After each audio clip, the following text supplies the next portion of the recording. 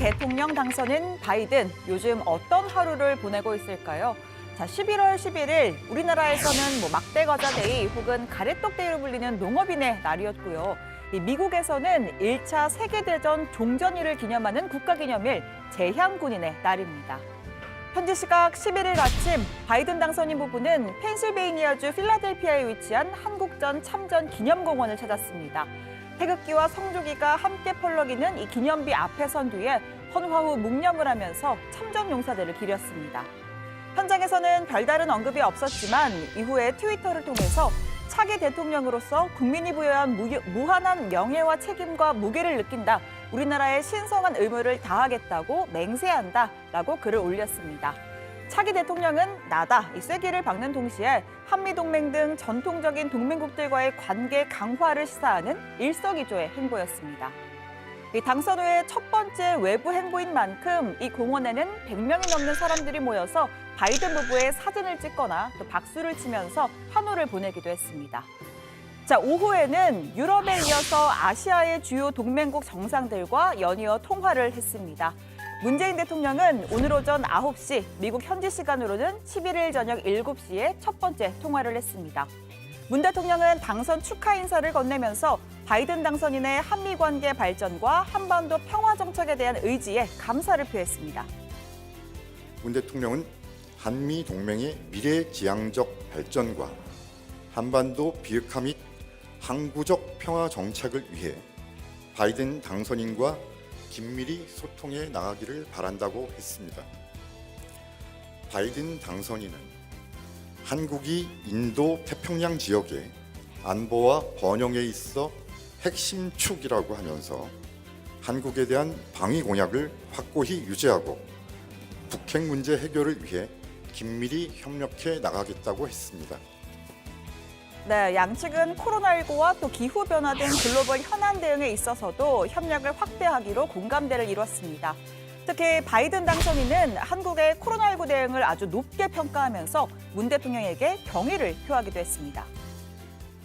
바이든 당선인은 미국이 한국과 같이 대응하려면 아직 갈 길이 멀다. 다행히 백신이 개발되고 있어 길이 열리고 있으며 지금부터 신행정부 출범 시까지 코로나 억제를 위해 노력해 나갈 것이라고 말했습니다. 취임식이 끝나는 내년 1월 이후에는 가능한 조속히 만나서 직접 대화할 기회도 갖기로 했습니다. 청와대는 통상 목요일 오후에 열리는 NSC 상임위원회 회의를 아침에 일찍 당겨서 열었는데요. 한미 정상통화 준비를 위한 사전 점검 차원이었을 겁니다. 또 어제는 정의용, 임종석 외교안보 특보 및 원로들을 만나서 의견을 듣기도 했죠. 자, 바이든 당선인 일본의 스가 총리와는 30분 앞선 8시 30분에 통화를 했습니다. NHK 등 일본 언론에 따르면 이 스가 총리는 미일 동맹은 갈수록 엄중해지는 주변 지역과 국제사회 평화 번영에 불가결하며 또 한층 강화할 필요가 있다라고 말했습니다. 바이든 당선인은 이 소위 센가쿠 열도에 대한 미일 간의 안전보장조약 5조의 적용을 재확인했다라고 했는데요. 자, 이 조약은 일본의 영역 또는 주일 미군 기지의 어느 한쪽에 대한 무력 공격이 있는 경우에 미일 양국이 공동 대처하도록 하는 내용입니다. 이 센가쿠 열도 행정구역상 오키나와현에 속하지만 일본과 중국이 서로 영유권을 주장하는 분쟁 지역이죠. 앞서 트럼프 행정부는 이 지역이 미일 안보 조약의 적용 대상임을 확인한 바 있습니다. 日米同盟の強化、またインド太平洋地域の平和と安定に向けて協力をしていくことを楽しみにしていく旨の発言がありました。訪米については今後しかるべきタイミングで調整することになると思いますが、できる限り早い時期に一緒に会おうということでも一致をいたしました。 차기 내각 구성도 속도를 내고 있습니다. 바이든 당선인은 성명을 통해서 초대 대통령 비서실장에 최측근인 론 클레인을 공식 지명했습니다. 이 론 클레인은 상원의원 시절부터 함께한 이 수십 년 지기 핵심 참모고요. 이번 대선 선거운동 과정에서도 토론 준비 등 책임을 지면서 이 캠프를 진두지휘했습니다. 오바마 행정부 때도 비서실장을 지냈고 또 2014년 에볼라 바이러스 확산 당시에 연방정부의 총괄 책임자 역할을 맡았습니다. 새 행정부의 코로나19 대응에 주도적인 역할을 할 것으로 전망이 되고 있습니다. 이 전체적인 내각 인선은 26일 추수감사절 이후에 공개될 거란 관측입니다. Well, first of all, we are already beginning the transition. We're well underway. And the ability for the administration in any way by failure to recognize this as our win does not change the dynamic at all in what we're able to do.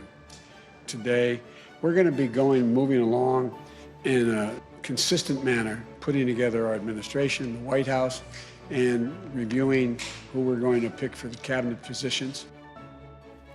자, 지금까지는 당선인의 하루였고요. 지금부터는 낙선인의 하루를 살펴보겠습니다.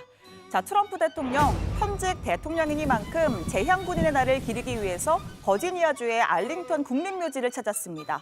대선 패배 나흘 만에 첫 번째 공식 외부 일정인데요. 얄궂게도 비가 추적추적 내렸습니다.